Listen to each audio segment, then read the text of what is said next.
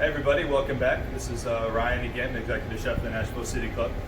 For our next cooking class we want to do for you guys, we want to make some homemade pizza. There are many advantages to making the pizza at home over delivery. One is that it can be a little bit healthier. You can use healthier ingredients, less processed. You never really are sure what is going in those pizzas that you're buying from the grocery store or that you're getting from delivery. So just at home it's a lot more fun. And it's also other advantages as well as far as health goes and convenience, stuff like that. So what we're going to start by doing is activating our yeast. It's the first step to making dough. We're using dry active yeast here, probably about 2 tablespoons worth. I usually weigh out my yeast, so 2 tablespoons is going to be about 0.60 of an ounce. But if you want to measure out with spoons, it could be a little bit easier than weighing it out. Not a lot of people have scales at home. So about 2 tablespoons of dry active yeast. I always use dry active yeast because dry active yeast blooms in water. That's how you activate it, is using some sort of liquid. Instant yeast you can just mix right into a dough or a bread recipe or something like that. But since we're already using a liquid in this dough recipe, you might as well use dry active yeast just to make it part of the whole process. So we're going to take about 2 tablespoons of dry active yeast and we're going to put it in a mixing bowl. You can also do this by hand if you like, if you don't have a mixer. You can do it either way. But I prefer using a mixer when I'm making dough. But you can also do it in a mixing bowl at home. I also use beer for this recipe. This is 1 bottle of this Budweiser. You can also use water if you don't want to use beer. But if you are using water out of the tap, try to get it to be kind of like warm, like a baby's bath would be. The optimal temperature for activating yeast, dry active, is 114 degrees. If you don't have a thermometer at home, that's fine. Just use like your finger to test it. If it's you don't want it steaming hot, you also don't want it cold. Once the temperature of the water gets to be 120 to 140, that's when it starts killing the yeast. So you don't want it too hot. So just make it kind of like lukewarm, like you would for a baby's bath. This is Budweiser beer. You don't want to use anything really more bare bones than that. You don't want to use like wheat beer. I find that doesn't work really well in dough. You don't want to use like stouts or anything like that. Just a simple, straightforward lager works best in my opinion. And if you are using a beer, I would let it come to room temperature before you added it in there. If you let it come to room temperature, I think that'll also activate the yeast. It won't be at optimal temperature wise. But you can also take like a cold beer and put it on the stove and kind of bring it up to a warm temperature like that. If it gets too hot, again, just let it, back it up, let it cool down a little bit so you can stick your finger in it and it's not way too hot. Also, what we're going to add to this mixture, we're going to add in about a tablespoon of sugar. Okay. Now, sugar feeds yeast. It helps it bloom and grow. So we're going to throw some sugar in there. We are using salt with the recipe as well, but you don't want to put the salt in too soon because salt kills yeast and sugar feeds it. So if you just keep that in your head, things will be fine. So we're going to lower this mixing stand a little bit, and we're just going to turn it around for a couple times, not too much. You don't want to overdo it. And then we're going to just going to take this paddle off, and I'm going to cover the mixing bowl up with some plastic wrap. And this is going to trap the heat in there, and it's going to help to activate the yeast. So we're going to step away for maybe about 10 minutes, give or take. Then we're going to come back and I'll show you how the yeast looks when it's activated. We actually let this yeast activate for about 15 minutes. 10 minutes wasn't quite long enough. But yeah, 15 minutes of room temperature and you'll get the desired result. You can't really see it at home, but this saran wrap that we put over the top is raised a little bit. That's from all the gases that are emanating from the yeast as it activates. So we're just going to go ahead and take this off. And I'm going to show you guys in here what it looks like, what you're looking for. So there's like a little bit of a foam layer that raised on the top of the mixture. That's kind of what you're looking for. That tells you right there that the yeast was activated and everything's happy, everything's bubbly in there. It's really good to go. So now we're ready to start adding the other ingredients into here. So I'm going to put this back on the mixer stand. I'm going to put the paddle attachment back on. Okay. And first we're going to add our flour to this. Now this recipe that I have, I've tried a lot of different flours with this and different measurements, and I really find that AP flour as your primary flour just works the best from what I've tried. This is just standard AP flour that you can buy in a grocery store. So we have 3 cups of that. We're going to add that into here.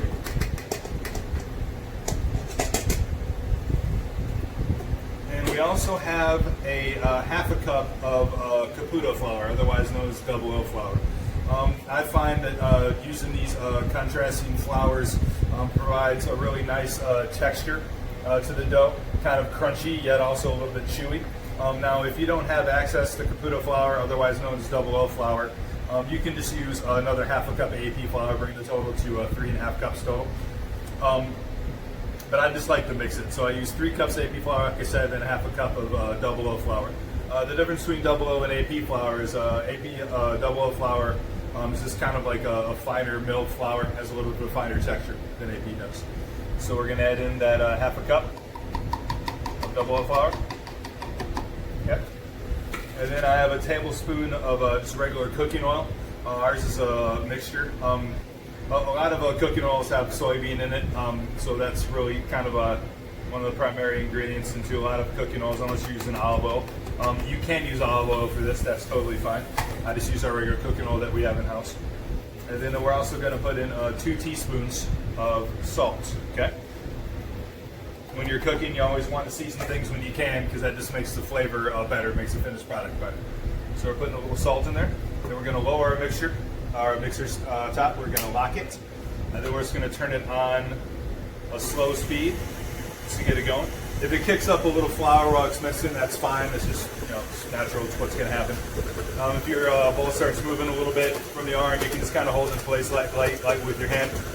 So what we're trying to do here is we're mixing this just until the dough kind of comes together and starts to form a ball. All right, and then once it's come together in a ball, go ahead and turn your mixer off. Open the stand back up. Take out the paddle attachment. And then if there's any part of the dough on the paddle that you're using, just go ahead and pick it off with your hands. Also, ideally, I didn't cover this before, but if you have a dough hook at home, that's more ideal to use. I don't have a dough attachment here for this mixture that I'm using for this purpose, but a lot of people who do have a stand mixer at home, go and use a dough hook. That's a little bit easier than a paddle, but you can use a paddle. That's not a problem at all. So, with the finished dough here, we're going to bring it out. I'm going to set it on my cutting board real quick, and then you can see it's it's really spongy. It's very, very soft. It's a nice looking dough. So what I'm going to do now is I'm going to form it into a ball, and I'm doing that by putting the top of it, or what will be the top, against this hand, and then using my my right hand to kind of pinch up from the edges around the bottom of the dough, kind of pinching it up together and then squeezing it, okay? So while you're doing that, it'll kind of form a little natural ball there, and just kind of pat the underside down, kind of shape it with your hands, like so. And then you can go and put it back into the bowl, okay? Now, to keep it from sticking while it's rising, because that's the next step, is allow the dough to rise. Go ahead and sprinkle a little bit of flour in the bowl before you put it in there, before you put the dough in there, or you can even add a little bit of oil or cooking spray. Also, that'll stop from sticking. All right. So once you got your dough in there, you're ready for it to rise. Go ahead and cover it up with another piece of plastic wrap. This is so the dough doesn't dry out as it rises at all. It doesn't have like a little skin on it. If anyone has ever done that before, you know if you leave it in the air too much, a little skin's going to form on the top there. It's crusty, and we don't want that. So we're going to leave it here. I'd probably let it rise at room temperature for about an hour. So we're going to step away, and when we come back, I'll show you guys how to roll it out, and we'll get to cooking it. So we've let this dough rise for about an hour or so now. And again, as with the activation of the yeast, if you look, you can kind of see that this plastic wrap kind of bubbled up a little bit. That again is due to just natural gases that get released from the dough while it's staying and rising. And when we take the plastic wrap off, you can kind of see that the dough kind of doubled in size quite a bit. Rose pretty high. So that's a good thing. That's what we're looking for. So now we're going to get it out of here. We're going to kind of knead it a little bit more, and then we're going to portion it out and shape it for use for cooking. So we're just going to put our hand in here. Kind of use your hand kind of like a spatula, kind of scrape the sides of it. Yeah. Then go and pick it out, put it on your board. It's a little sticky, which it is right now. Go and use, put a little flour in your hand, put a little flour on the cutting board, and then kind of, toss it around in the flour so it gets coated, and it'll be less stickier for you then. So this dough ball probably weighs about, say about 30 ounces right now. So we're going to divide this in two. So that's going to make two 15-ounce dough balls, which will make two pretty good-sized pizzas. If you wanted less dough, you can cut this recipe in half that we've been doing. But having two 15-ounce dough balls will probably make about, pizzas going to be about 10 to 12 inches in diameter, which will feed probably, both those will feed probably about 4 to 5 people, 4 to 6 maybe. So what we're going to do is, if you have a knife or a bench scraper, you can just kind of just cut it right in half. I'm just going to just go and eye it out. I'm just going to tear it with my hands, and then I'm just going to reshape them, kind of like we did before. So I'm going to fold it over, put the top of my flat hand in there, and then kind of use my right hand to kind of pull and pinch the dough. Kind of chuck it under. Okay, so that's one ball right there. Do the same with the other.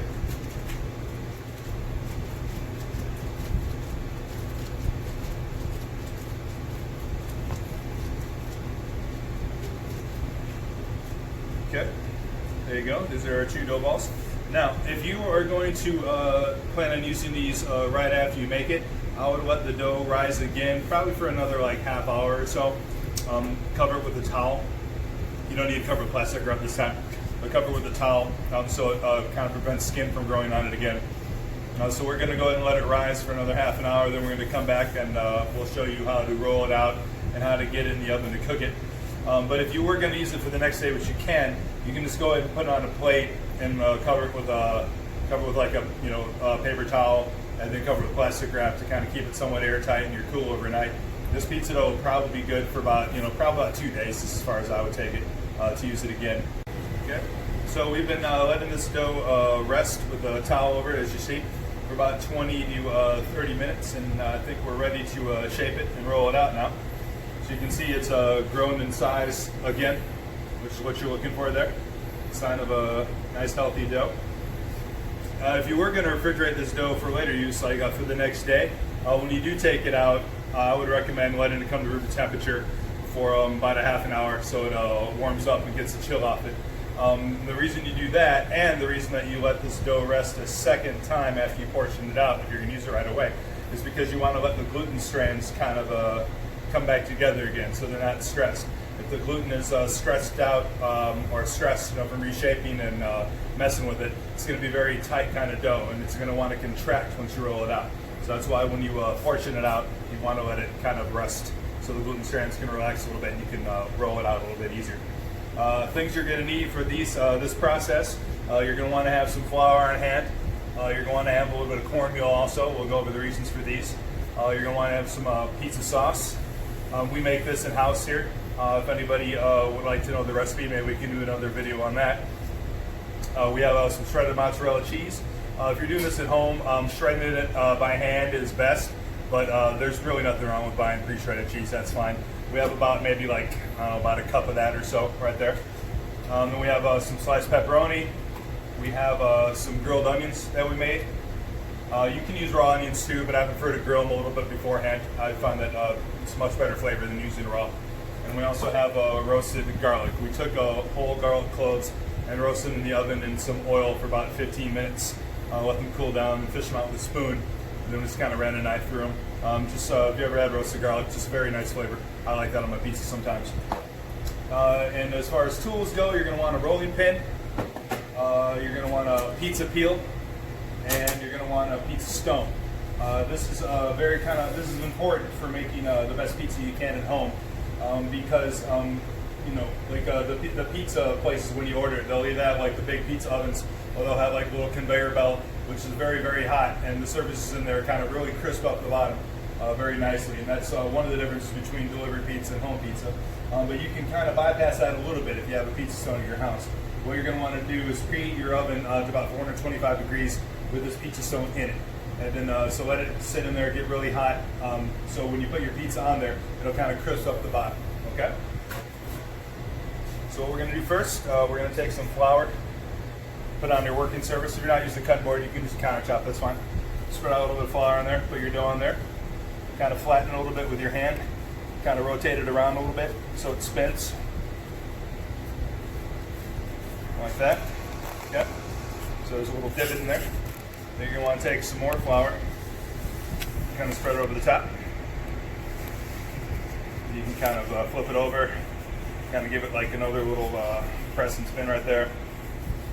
Okay. So what you're left with is kind of like a round, like a dough mass with a little divot in the middle. So you want to get your pizza, your rolling pin, sorry, and start from the middle. And you're going to want to, you don't want to apply too much pressure. You don't want to flatten out too much. So just apply a little bit of pressure and kind of roll from the center out. And you can kind of see the dough kind of trying to expand a little bit. Okay. Then you can take it, turn it around, kind of roll from the center out again.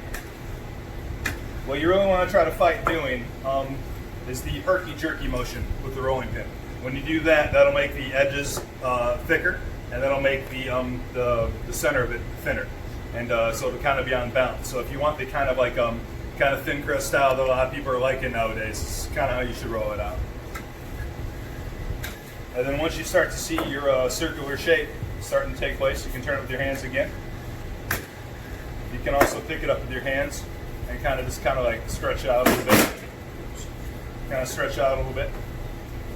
Kind of let gravity do the work. It'll start, kind of falling back towards the board in your hand when you have it up there. You can kind of use that to help kind of get the desired shape. Okay. And don't be afraid to put your hands on it. Kind of give it a little turn.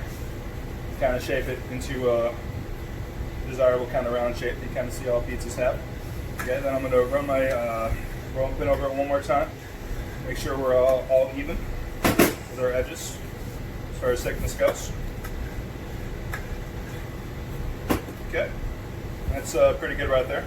That's pretty good to me. Okay, so now we're going to take pizza sauce. Take a kind of like a wide headed spoon. Put some sauce on there.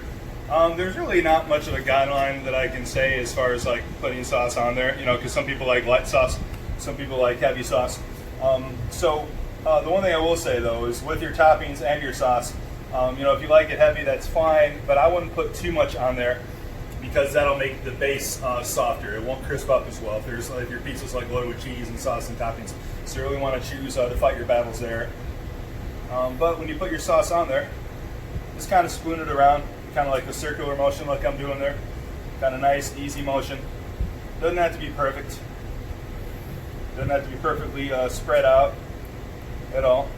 Just kind of get it maybe with like, I don't know, I'd say about an inch or so within the ends there, because that's going to be like your crust line. Okay, I think I got enough sauce on here, so I'm just going to even out the edges right there.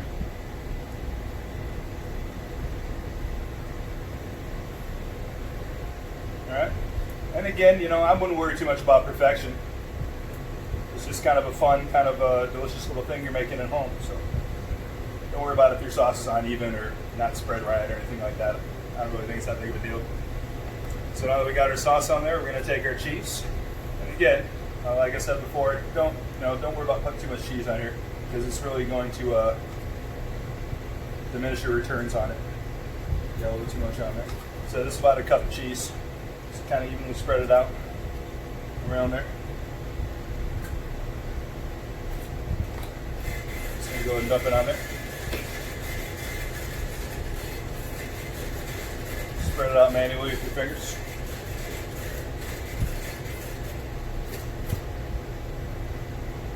Okay. It's looking nice so far. Then I'm going to go ahead and take my onions. Kind of spread them out. We've all seen pizzas before, so go ahead and spread your toppings out, kind of evenly across the surface, as evenly as you can. All right, got our onions on there. Now we're going to take our sliced pepperoni.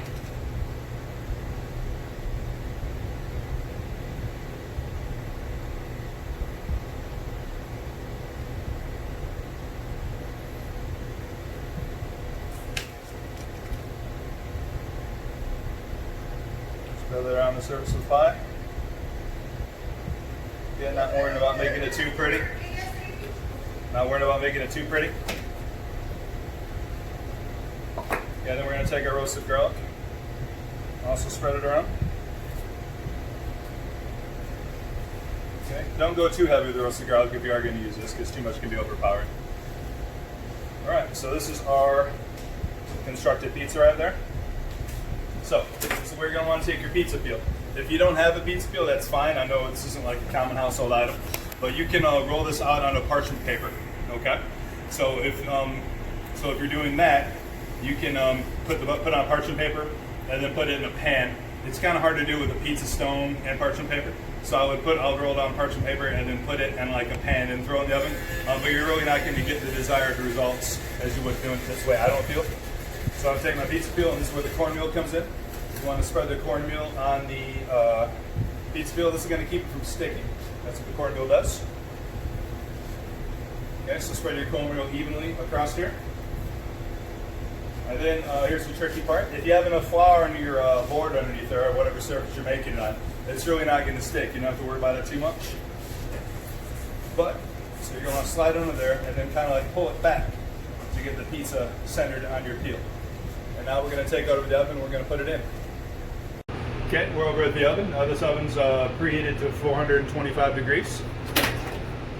Going to open it up. We already have a pizza center in there. It's really nice and hot. And the same thing as you used to get it on the peel. You're going to want to angle it up a little bit. And you're going to want to slide and pull back. Slide and pull back. And then it'll go on there quite nicely. Okay. It's ready to bake. So we're going to close these doors and we're going to bake this for 10 minutes. Okay, the timer decided, so now we're going to pull the pizza out of the oven. Now, I know this setup here, it's kind of elevated here right next to my head, and I know most home ovens aren't like that. They're kind of down low. But really the technique for getting in and out is kind of like the same thing. You're going to want to hold the spatula up at a little bit of an angle, the pizza peel, just slide it under and kind of pull it on. Slide it under, jerk it back. Okay, and then we're going to pull it out of there. Nice little, let me close the doors here, sorry. Nice little crispness of the crust. The pepperoni has a little bit of darker on the edges, but that's fine because the crust isn't burned at all. Pizza has a nice little cut, the cheese has a nice little brown on it. So now we're going to take it over to the board and we're going to cut it up. Okay, so now we're going to go ahead and put on the cutting board that we prepped on, but I didn't clean this up, so it's clean and ready to go. I really prefer serving these things on a cutting board. If you have a nice cutting board at home, that's great, kind of smaller that fits the size of the pizza. Because then you can put it on here, cut it, and then you can use this as like a serving vessel. It looks very rustic, it's very nice. If you wanted to, you can put the pizza to the side of a wooden cutting board, and over to the side maybe make a nice little pile of greens so people can make a salad out of it, eat on the side, things like that. There's all sorts of nice little touches you can do at home. So we're going to take our pizza cutter. If all you have is a knife, that's fine. Same principle is going to apply. You're going to want to go towards the middle of the pizza. Kind of work your way through. You can kind of hear it crunch underneath, or at least I can, as we're doing this. Towards the other side. So you made like a little cross formation, I guess, for lack of a better term. And then you're going to want to pick one of the quarters. Start in the middle of the quarter, go to the other side. Go to the other side there. So you're going to have 8 pieces in your pizza. Now this crust got baked not too thick, kind of medium height, I'd say. If you want it to be a little bit thinner, you can just make the dough divide into 3 dough balls instead of 2. So when you have a 30-inch dough ball, you can divide into 3 10-ounce dough balls. This will make an even kind of thinner kind of crust, which is less bread and carbs, so that's what you like. So there you have it. This thing's ready to eat after it cools down a little bit. And we offer these on our menu right now at present time. We have 3 different kinds that we will make for you for carry out, and we'd be happy to do it.